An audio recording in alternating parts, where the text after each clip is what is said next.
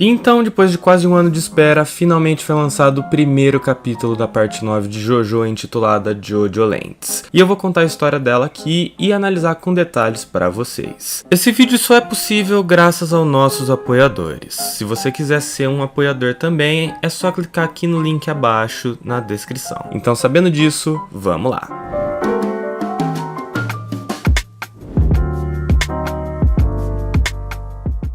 A história começa com as seguintes palavras: um poder que tem forma, mas é invisível aos olhos. Esses são os Stents. Eles estão por todos os lugares, mas não são vistos por quem não os tenta enxergar. E a frase é acreditada a um certo mangaka. Depois disso aparecem diversos Stents famosos da obra: o Sex Pistols, o Soft and Wet, o Tusk Act 4, o Star Platinum, o White Snake, o Gold Experience, o Black Sabbath, o Echoes Act 2, o Ebony Devil, o D4C, o Ball Breaker, o Stone Free e o The World. É uma forma bem interessante do Araki começar a história e uma forma bem poética de se analisar a importância dos Stents desse mundo. E então nós temos aquele painel que foi divulgado, mas dessa vez lindamente colorido, e então a narração do protagonista. Pode soar como se eu estivesse me gabando, mas essa é a história de como um menino de uma ilha subtropical se tornará multibilionário, Jojo Joestar. E então nós vemos um barco indo em direção a uma ilha com um vulcão, e é revelado que esse capítulo se chama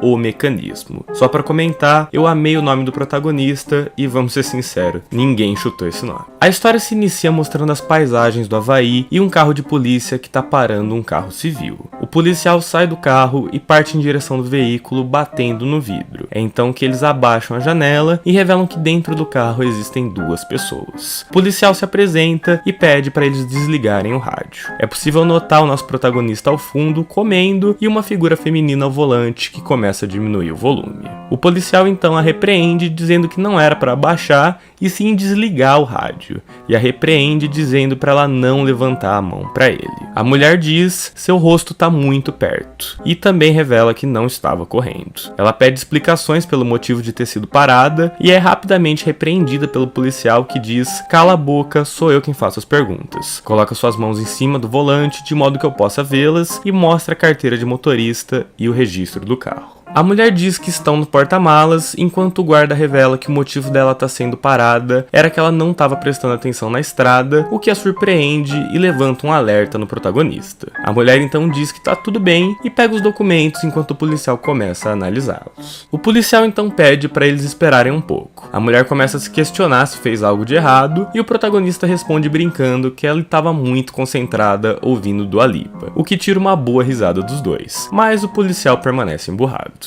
O policial pergunta quantos anos o protagonista tem e a moça diz que ele não tem nada a ver com quem estava dirigindo e que se trata do seu irmão mais novo que possui 15 anos. O policial então diz que a picape não pertence a eles. A moça diz que ela pertence aos seus pais, já que ela possui apenas 18 anos. Enquanto o policial continua dizendo para ela não erguer as mãos. Ela revela que ela só tá tão preocupada dele estar tão perto, já que ele pode ter Covid. O policial começa a exagerar a situação e ordena que ela saia do carro para ser revistada. O policial ordena que ela coloque as mãos cruzadas sobre a cabeça e fique de frente pro carro, perguntando se ela possui armas ou drogas. Ela diz que não, já que eles apenas iam nadar e já estavam voltando. É nesse momento que o policial começa a mostrar sua verdadeira natureza. Isso chama tanto a atenção do protagonista quanto do outro policial, enquanto que o policial que está revistando coloca a moça numa posição mais do que sugestiva e começa a abusar dela, dando a desculpa de que se o veículo apresentar comportamento suspeito, a polícia pode investigar por decisão própria, mesmo sem um mandato. Ele então deixa entender que vai fazer uma revista íntima nela, dando a desculpa que está fazendo isso pelo bem-estar e segurança dos cidadãos. Ele então começa a colocar a mão nas partes íntimas da moça, que revela ter um órgão genital masculino, enquanto o policial diz que isso apenas o excita mais.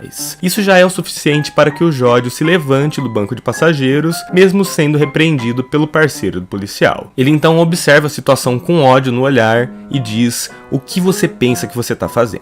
Ele então começa a ir em direção do policial com uma postura ameaçadora, mesmo sendo ordenado pelo segundo policial a voltar para o carro e parar. O Jojo ordena que ele tire as mãos do corpo do seu irmão, ou então ele irá matá-lo. O segundo policial então ordena que ele fique de joelhos. Ele continua avançando, mesmo seu irmão pedindo para que ele volte para o carro e dizendo que tá bem. O policial continua apontando uma arma para a cabeça dele e ordenando que ele pare, mas não é nada efetivo. Nesse momento, pequenas gotas gotas começam a cair sobre o policial, que simplesmente colapsa no chão e começa a ser perfurado para surpresa do policial, que deixa o irmão do Jódio ir. Ele continua avançando em direção dele. E então nessa página magnífica é revelado o stand do Jódio com esse design semelhante a uma aranha que secreta essa substância que aparentemente mata o policial pro horror do seu irmão. O outro policial permanece em choque com o que está acontecendo e aparentemente vai disparar contra o Jódio, mas o seu irmão coloca sua mão no seu rosto. Nesse momento, o rosto do policial fica completamente desfigurado, com os olhos saindo do lugar, um indo parar na testa e o outro na bochecha, o que o faz errar o tiro, mesmo estando a queima-roupa. Se não fosse o bastante, ele começa a sofrer o ataque do stand do Jódio e começa a cair no chão, ficando ainda mais ferido. O Jódio então dá um pulo e começa a pisar no que restou do policial. Ele começa a xingá-lo e pisa nele sem dó nem piedade, enquanto seu irmão implora para que ele pare, já que ele vai acabar matando-os. Ele então vê que já é tarde demais e diz que eles já estão ferrados mesmo, já que eles já estão quase mortos. O Jódio então começa a atear fogo na viatura utilizando um isqueiro, para surpresa do seu irmão, e ele diz que é só para destruir as informações, já que eles só apareceram na câmera do carro e na câmera dos uniformes deles. Destruindo essas evidências, eles vão estar seguros, já que ninguém vai procurar por eles. Se acalmando um pouco, o seu irmão vê que realmente não tinha outra forma. Só para garantir, ele decide trocar o número da placa do carro deles também, só por via das dúvidas. Nesse momento, pequenos bichinhos que possuem esteiras no lugar dos pés e pequenos números 9 na cabeça começam a trocar as letras do carro deles,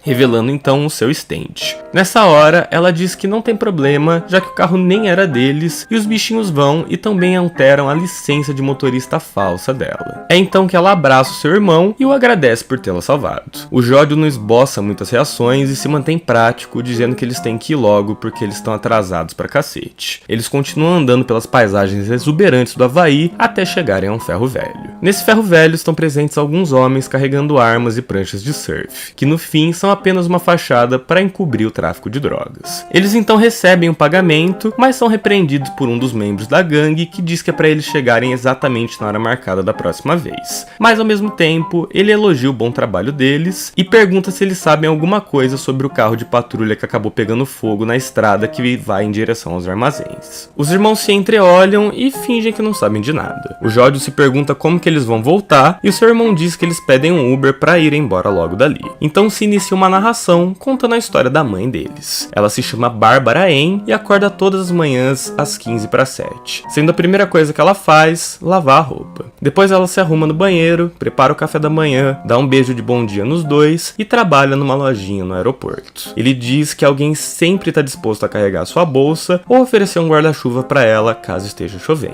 Ela sempre conversa com todo mundo e todas as pessoas do bairro a respeitam e amam, já que os seus filhos estão sempre a protegendo, mantendo-a em segurança nas sombras. Então o Jódio começa a falar sobre o seu irmão, finalmente revelando que ele se chama Dragona Joestar e tem 18 anos, indo correr na praia toda manhã. O seu lema veio de um instrutor de yoga que diz: não ultrapasse o seu limite, mas nunca desista. Ele adora a moda e trabalha como vendedor numa boutique chamada Aiko Aiko em Kalihi. Ele coloca enchimento nos seus seios para ficar mais bonito. Nesse momento, é revelado a árvore genealógica dos Joestars deste universo novamente. É dito que os seus pais vieram de Atlantic City pro Havaí e após algum acontecimento não revelado, a sua mãe acabou os criando sozinhos, sendo esse o motivo deles terem o sobrenome da sua mãe, que no caso é Joestar. E é então revelado que a sua mãe é filha do Joseph com a Suzy Q. O Jódio então começa a falar sobre si. Ele revela ter 15 anos e que tá indo pra escola, mas não pra estudar e muito menos pra fazer amigos. É nesse momento que ele é interrompido por um garoto perguntando se ele trouxe aquilo e oferece dinheiro pra ele na frente de todos. Isso desperta a raiva no Jódio, que pula pra cima do rapaz. Ao saírem do ônibus, ele se desculpa pelo seu comportamento e diz que o rapaz desiste fácil demais. Ele lembra que foi ele quem emprestou aquele dinheiro de antes pra disfarçar um pouco a situação.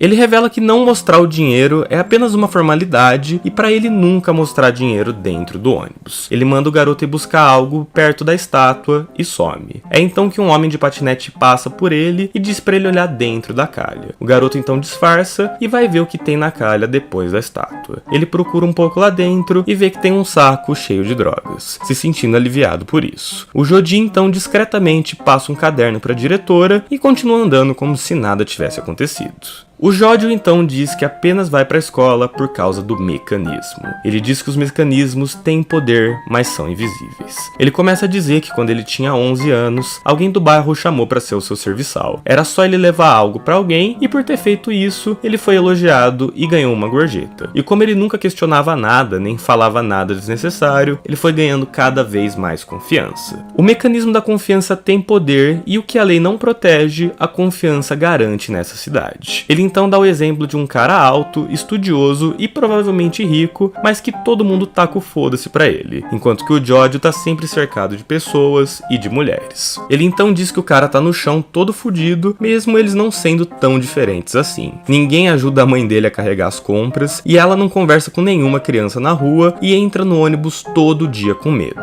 sendo que uma hora esse cara provavelmente só vai parar de ir pra escola. O Jódio então explica que o que ele tá tentando dizer é que essa é a história de como ele se tornou multimilionário e que isso parece um pouco presunçoso, já que um multimilionário ganha muito dinheiro. Mas tem algo muito importante em ser o mecanismo. Ele é algo onipotente, que sempre ganha de um inimigo. Um mecanismo não pode ser roubado nem destruído. Ele é a lógica desse mundo gerado pela riqueza. Ele prefere usar o termo mecanismo do que sistema, mas assim como um ecossistema, ele está acima de tudo. Por enquanto ele é invisível, mas cada vez mais ele está assumindo uma forma diante dos nossos olhos. Essa é a história de um menino que vai se tornar multimilionário numa ilha subtropical. Ele então brinca que está faltando um pouco de modéstia, mas isso é algo muito fácil de conseguir. Do nada a gente é apresentado a Paco Lovelantes, de 19 anos, que há 2 anos era gordo e que agora tá assim todo gostoso. Sim, é isso que eles falam na história. Ele explica que era ele quem estava no patinete eletrônico,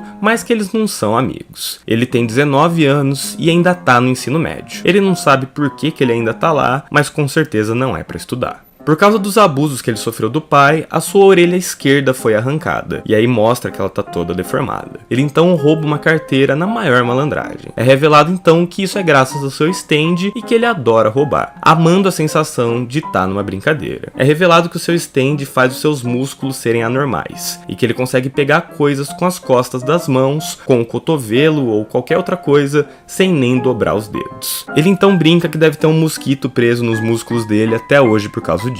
Ele ainda vai roubar mais coisas, mas ele deixa para comentar quando isso acontecer. Nesse momento, Dragona surge e pega ele pela orelha com seu stand, perguntando o que ele tá fazendo. Ela ordena que ele devolva a carteira do cliente, ou então ela vai arrancar sua orelha. Ele então diz que já devolveu e implora para ele parar. O Paco então chama ele para ir pra academia, mas ele recusa, já sabendo que era uma desculpa para eles saírem na porrada no ringue. Nesse momento, a diretora da escola entra na loja. A mulher é gigante e começa a se desculpar com os clientes, dizendo que a loja vai fechar mais cedo. Ela se dirige aos fundos da loja e Paco, Dragona e Jódio começam a se entreolhar. O Jódio revela que essa é a boutique Aiko Aiko que a sua irmã trabalha e que eles foram chamados pra lá depois da aula. Ele então revela que a mulher se chama Mariel May Key e tem 49 anos. Ela é a diretora da escola e fundadora da boutique. Ela sempre aparece depois do expediente, já que o seu principal trabalho é ser diretora e o secundário é ser dona da loja. Ela é a chefe deles. Na parede do seu escritório há vários designs pendurados, sendo que ela faz todos esses designs, tanto das roupas quanto dos produtos, sozinha. O Jódio se demonstra um fã do seu trabalho e diz que se ela se dedicasse apenas a isso, ela ia acabar vendendo para Paris e para Milano. Mas tudo não passa de um segundo emprego. Ela tem um marido bonitão e filhos, e ele se questiona quantos outros trabalhos extras ela faz. A Aiko Aiko não é nada mais do que uma loja de fachada e ela é uma mulher maravilha surtada. O Dragona traz uma bebida para ela, que o agradece de forma muito gentil. Ela então pede para que todos guardem ou desliguem os seus celulares, chamando a atenção para o seu próprio, ordenando que eles memorizem tudo porque ela não vai enviar as informações. O Jodi comenta que ela nunca deixa provas e aí ele nem sequer sabe onde ela mora. Ela mostra um diamante azul de 24 quilates que está estimado em 60 milhões de dólares. Ela comenta que tem um contato na alfândega que contou sobre o diamante, dizendo que foi um japonês que declarou o diamante e entrou no país, estando na sua casa de praia no Havaí. Ele é um ricaço que está de férias numa mansão de luxo. O nível de segurança de lá é bem baixo e muito provavelmente ninguém está armado. Ele pretende ficar 15 dias por lá e tá sozinho. Ela especifica o tamanho do anel e diz que vai ficar com 18% do total para compensar suas despesas, enquanto que os demais ficarão com 2%. O Jodio começa a fazer as contas e vê que cada um vai ficar com 4 milhões de dólares para si. A mulher questiona se eles vão aceitar o trabalho e eles começam a avaliar a situação. O Jodio começa a analisar a situação, dizendo que como serviçal não tem direito à escolha. O Paco tá com os olhos vidrados e o Dragona parece empolgado, pensando no que vai comprar com o dinheiro. Ele sabe que vai acabar sendo arrastado de qualquer forma e que tudo ali já tá decidido. No entanto, no último minuto, a mulher diz que eles vão ir num grupo de 4 pessoas, já que a casa é muito grande. Nesse momento, o garoto que comprou a droga mais cedo se apresenta. O Jodio se questiona se isso também é parte do mecanismo, já que sempre tem um estranho quando se forma um grupo. O Paco começa a questionar a necessidade dele no grupo, já que ele é um drogado. A diretora então garante que ele não é um viciado, é um bom aluno e garante que ele vai ter serventia. E então, o Jodio começa sua narração. Esse foi o começo. Um diamante de 60 milhões. Só precisamos ir a uma casa de campo vazia no Havaí e voltarmos. Mas irmos em 4 e não em 3 foi ideia de Meryl May. Se ela queria que estivéssemos em 4, é importante porque ela estava pressentindo algo. E de fato, 3 não foram o suficiente. Não importa quantos fossem. E então, uma última página revela os nomes dos stands. Jodio com o November Rain, Dragona com o Smooth Operators e Paco com o The Hustle. Terminando tudo com o famoso To Be Continued. E só pra me gabar um pouquinho, fica aqui o trecho do vídeo de ontem. Se você reparar, dentro do moletom aparece escrito a palavra November, que pode ser uma dica pro nome do seu stand, quem sabe, né? Se fosse pra apostar, eu vou apostar que o stand dele vai chamar November Rain, em homenagem ao Guns N' Roses. Meu Deus, João, daquele canal lá, é você mesmo? Eu sou muito sua fã, mano. Sim, sou eu mesmo, o João. E eu tô aqui pobre, dormindo na praça, sem minha esposa, sem minha família, sem meus amigos. E a única coisa que pode me tirar dessa situação é a loja oficial do canal que eu acabei de lançar, aquelalojala.com. Tem muitos produtos absurdos de JoJo para colecionar. Clica aqui embaixo no link da descrição e acesse aquelalojala.com.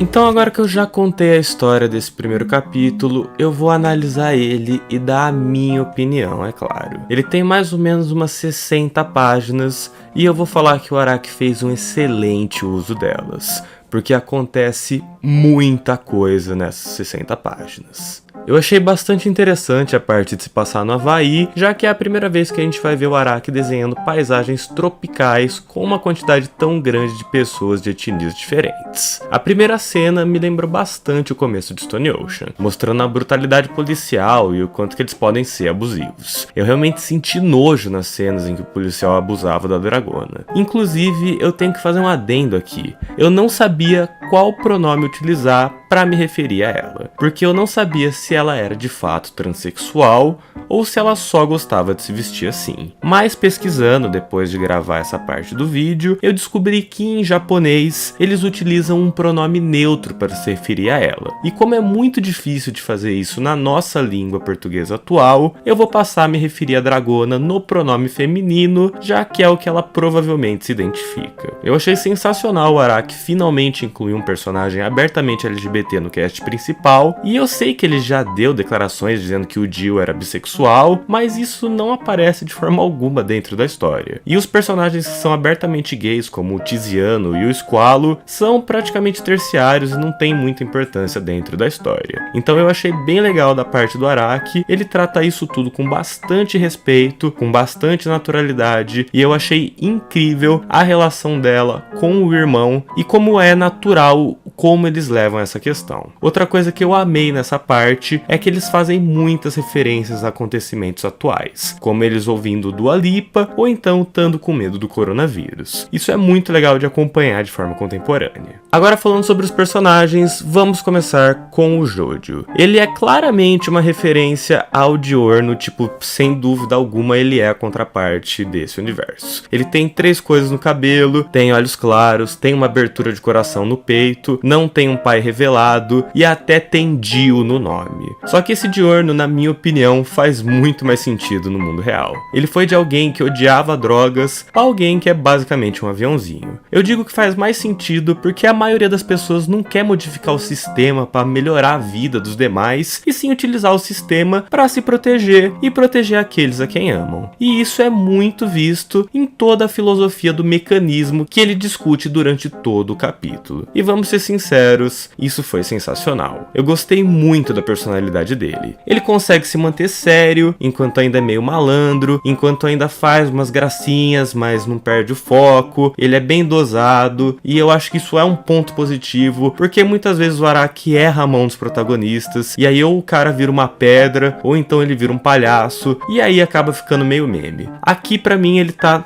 no ponto. Sobre a Dragona, eu achei ela muito da hora. Eu vi algumas pessoas falando que ela é uma versão da Jolene, e pode até ser, mas eu realmente acho que ela tá mais pra uma versão do Mista, por causa do stand parecer muito uma versão do Sex Pistols, ou até então da Trish, porque ela tem medo de germes. E eu gostei das interações dela com o irmão, ela parece ser meio que a bússola moral dos dois, mas ela também sabe ser durona quando ela precisa. E eu gostei dessa dinâmica de dois irmãos Joesters numa parte, porque nunca tinha rolado. Eu fiquei até surpreso que demorou 9 partes pra isso acontecer. Os demais personagens não me chamaram tanto a atenção, mas é porque eles não tiveram tanto tempo de tela assim pra se desenvolver. O Paco parece que vai ser meio que aquele personagem que não se dá bem com ninguém, tipo o Rohan e o Abakio, mas que acaba ajudando eles no final do dia. E a chefe deles me lembrou bastante o Polpo, por ser uma criminosa fodona mesmo, e por ser gigante. Mas ela também não foi desenvolvida o suficiente pra eu comentar. Eu achei bastante corajoso do Araki já desenvolver uma equipe logo no primeiro capítulo.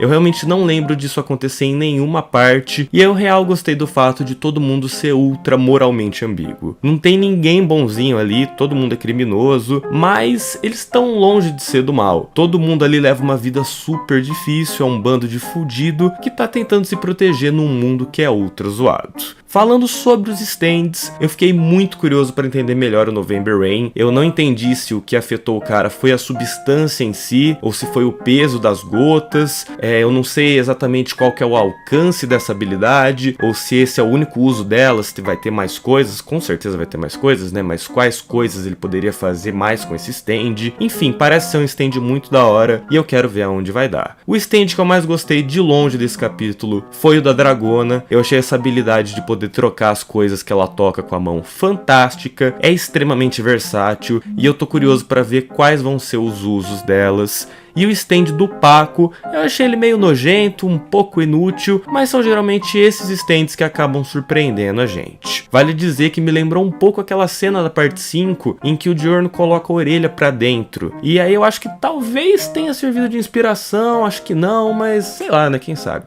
A arte tá muito bonita na minha opinião, eu acho que tá no mesmo nível dos últimos capítulos de JoJolion. Eu não notei uma grande evolução nem nada do tipo, mas a gente vai ter 10 anos pra acompanhar isso. Fora que o character design dos personagens está muito bem feito, eles estão bem diferentes de qualquer personagem anterior, e eu tô curioso para ver os próximos personagens que vão surgir. Eu quero muito acompanhar essa jornada do Jojo para se tornar um milionário, e esse capítulo deixou a gente com um puta gosto de quero mais. Então, vamos ver no que vai dar, certo? No mais, o vídeo foi esse, desculpa a demora, mas eu tava trabalhando para que ele fosse realmente incrível. Se você gostou, deixa um like, se inscreve, comenta, acessa a nossa loja e considera se tornar um membro para me ajudar a continuar produzindo.